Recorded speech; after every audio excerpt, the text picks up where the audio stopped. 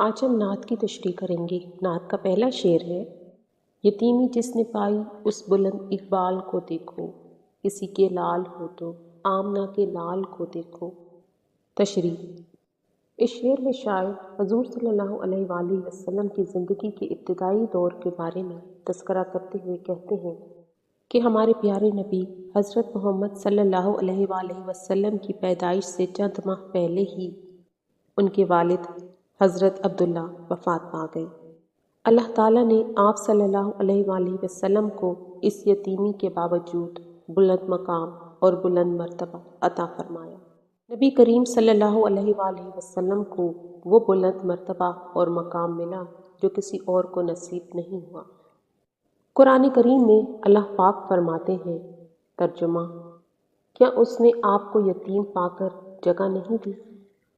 آپ صلی اللہ علیہ وآلہ وسلم نے یتیمی کی آزمائش جھیلی، اس کے باوجود آپ صلی اللہ علیہ وآلہ وسلم کو بلند مقام عطا فرمایا۔ اللہ پاک نے نبی کریم صلی اللہ علیہ وآلہ وسلم کی یتیمی کو ان کی محرومی نہیں بلکہ عزت اور کرامت کا درجہ بنا دیا۔ اگلے مصرعے میں شاعر کہتے ہیں کہ اگر کسی ایسے بیٹے کو دیکھنا ہو جس کو اعلیٰ مقام اور مرتبہ عطا فرمایا گیا تو بی بی فاطمہ کے فرزند رسول پاک صلی اللہ علیہ وآلہ وسلم کو دیکھو۔ جو عظمت ہمارے نبی کریم صلی اللہ علیہ وآلہ وسلم کو ملی وہ آج تک کسی کو نہ ملی اور نہ ہی ملے گی۔ اگلا شعر ہے: امی ہو تو عرب کے اس امانت دار کو دیکھو، جو صادق ہو تو اس مرد صداقت کار کو دیکھو۔ تشریح: اس شعر میں شاعر آپ صلی اللہ علیہ وآلہ وسلم کی امانت داری کی صفت کا تذکرہ کرتے ہوئے کہتے ہیں کہ اگر کسی نے امانت داری کی عملی مثال دیکھنی ہے تو نبی کریم صلی اللہ علیہ وآلہ وسلم کی سیرت مبارکہ کو دیکھے، کیونکہ ہمارے نبی کریم صلی اللہ علیہ وآلہ وسلم امانت داری کی بہترین مثال تھے۔ آپ صلی اللہ علیہ وآلہ وسلم عرب سے تعلق رکھتے تھے اور اہل مکہ آپ صلی اللہ علیہ وآلہ وسلم کی امانت داری اور سچائی کی وجہ سے آپ صلی اللہ علیہ وآلہ وسلم کو صادق اور کہہ کر پکارتے۔ آپ صلی اللہ علیہ وآلہ وسلم کے جانی دشمن بھی آپ صلی اللہ علیہ وآلہ وسلم کے پاس اپنی قیمتی چیزیں امانتاً رکھواتے۔ ہمارے نبی کریم صلی اللہ علیہ وآلہ وسلم کی زندگی سچائی کی عملی تفسیر تھی۔ آپ صلی اللہ علیہ وسلم زندگی کے ہر معاملے میں سچ بولتے۔ آپ صلی اللہ علیہ وآلہ وسلم کبھی مذاق میں بھی جھوٹ نہ بولتے۔ جب نبوت کا اعلان کیا گیا تو آپ صلی اللہ علیہ وآلہ وسلم نے اہل مکہ سے فرمایا: اگر میں تم سے کہوں کہ سامنے والے پہاڑ کے پیچھے سے دشمن کا لشکر آ رہا ہے تو کیا تم یقین کر لو گے؟ ان سب نے کہا: جی ہاں، کیونکہ آپ صلی اللہ علیہ وآلہ وسلم ہمیشہ سچ بولتے ہیں۔ ہم نے کبھی نبی کریم صلی اللہ علیہ وآلہ وسلم کو جھوٹ بولتے نہیں سنا۔ آپ صلی اللہ علیہ وآلہ وسلم کی سچائی اور امانت داری کی گواہی آپ کے دشمن بھی دیتے تھے۔ اگلا شعر ہے: مفکر ہو تو اس کی فکر کے عنوان کو دیکھو، حرا کی خاموشی میں آمد قرآن کو دیکھو۔ تشریح: اس شعر میں شاعر نزول وحی کی طرف اشارہ کرتے ہوئے کہتے ہیں کہ اگر تم فکر اور تدبر کے طالب ہو تو اس کی اعلیٰ مثال نبی کریم صلی اللہ علیہ وآلہ وسلم ہے، جن کی فکر نے انسانیت کا سارا نظام بدل کر رکھ دیا۔ یہی وہ فکر تھی جس نے جہالت کے اندھیروں کو دور کیا۔ آپ صلی اللہ علیہ وآلہ وسلم نزول وحی سے پہلے غار حرا میں عبادت اور غور و فکر میں مشغول رہتے۔ اسی غار حرا کی خاموشی اور تنہائی میں حضرت جبرائیل علیہ السلام پہلی وحی لے کر آئے۔ ترجمہ: پڑھ اپنے رب کے نام سے جس نے پیدا کیا۔ اور غار حرا کی فضا پہلی وحی کے نزول سے جگمگا اٹھی۔ اگر مظلوم ہو تو اہل طائف پر عطا دیکھو، جبیں پر زخم کھا کر بھی لبوں پر وہ دعا دیکھو۔ تشریح: اس شعر میں شاعر نبی کریم صلی اللہ علیہ وآلہ وسلم کیے گئے ظلم و ستم کا ذکر کرتے ہوئے کہتے ہیں کہ نبی صلی اللہ علیہ وآلہ وسلم جب تبلیغ دین کے لیے طائف تشریف لے گئے اور وہاں کے سرداروں کو آپ صلی اللہ علیہ وآلہ وسلم نے توحید اور ایمان کی دعوت دی، تو انہوں نے آپ صلی اللہ علیہ وآلہ وسلم کی بات سننے کے بجائے گستاخی کی اور آوارہ لڑکوں کو حکم دیا کہ آپ صلی اللہ علیہ وآلہ وسلم پر پتھر برسائیں۔ اس سے آپ صلی اللہ علیہ وآلہ وسلم زخمی ہو گئے اور ہمارے پیارے نبی کریم صلی اللہ علیہ وآلہ وسلم کے جوتے مبارک خون سے بھر گئے۔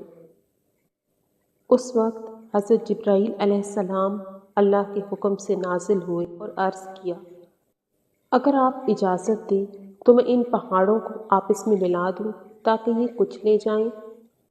آپ صلی اللہ علیہ وآلہ وسلم نے فرمایا، نہیں، میں امید رکھتا ہوں ان کی نسلوں سے ایسے لوگ پیدا ہوں گے جو ایک اللہ کی عبادت کریں گے۔ شاعر کہتے ہیں، اگر تمہارے اوپر ظلم کیا گیا ہے تو تمہارے سامنے نبی کریم صلی اللہ علیہ وآلہ وسلم کی مثال ہے، جن کے لبوں پر زخموں کے باوجود اپنے دشمنوں کے لیے دعا تھی۔ ذرا اس فاتح عالم کا انداز ظفر دیکھو، وہ سارے دشمنوں پر ایک رحمت کی نظر دیکھو۔ تشریح۔ اس شعر میں شاعر فتح مکے کے واقعے کی طرف اشارہ کرتے ہوئے کہتے ہیں، جب رسول کریم صلی اللہ علیہ وآلہ وسلم مکہ میں فاتح کی حیثیت سے داخل ہوئے تو ان کے سامنے وہی لوگ تھے جنہوں نے آپ صلی اللہ علیہ وآلہ وسلم پر اور ان کے خاندان پر ظلم و ستم کے پہاڑ توڑے تھے، لیکن آپ صلی اللہ علیہ وآلہ وسلم نے انتقام لینے کے بجائے ان سب کو معاف فرما دیا۔ یہ وہی لوگ تھے جن کی وجہ سے آپ صلی اللہ علیہ وآلہ وسلم مدینہ ہجرت پر مجبور ہوئے تھے۔ اگر آپ صلی اللہ علیہ وآلہ وسلم چاہتے تو اس وقت ان سے انتقام لیتے، لیکن حضور پاک صلی اللہ علیہ وآلہ وسلم تو رحمت العالمین ہے۔ آپ صلی اللہ علیہ وآلہ وسلم نے فتح مکہ کے موقع پر سب کو معاف کر کے عفو و درگزر کی اعلیٰ مثال پیش کی۔ آپ صلی اللہ علیہ وآلہ وسلم کی رحمت کی بدولت ہی وہی دشمن جو کل تک مسلمانوں کے خون کے پیاسے تھے، ان میں سے اکثر ایمان لے آئے۔ آخری شعر کی طرف چلتے ہیں۔ اسے جس طور سے چاہو، اسے جس ڈھنگ میں دیکھو، وہ ایک انسان کامل ہے، اسے جس رنگ میں دیکھو۔ آخری شعر کی تشریح کرتے ہیں۔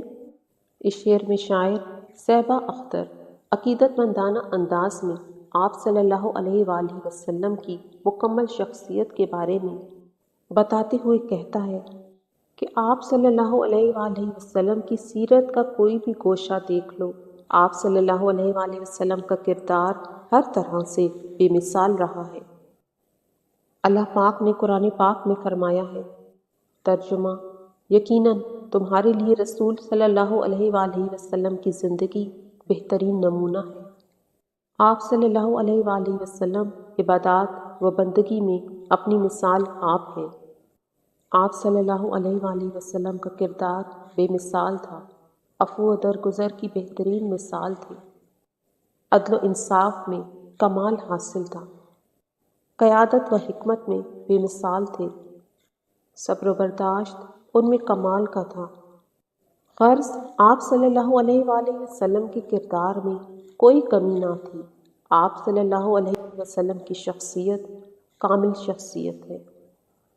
نبی کریم صلی اللہ علیہ وآلہ وسلم کی زندگی کا کوئی بھی گوشہ دیکھ لو، نبی کریم صلی اللہ علیہ وآلہ وسلم کی ساری سیرت پڑھ لو، ہمارے نبی کریم صلی اللہ علیہ وآلہ وسلم ہر لحاظ سے ایک مکمل انسان تھے۔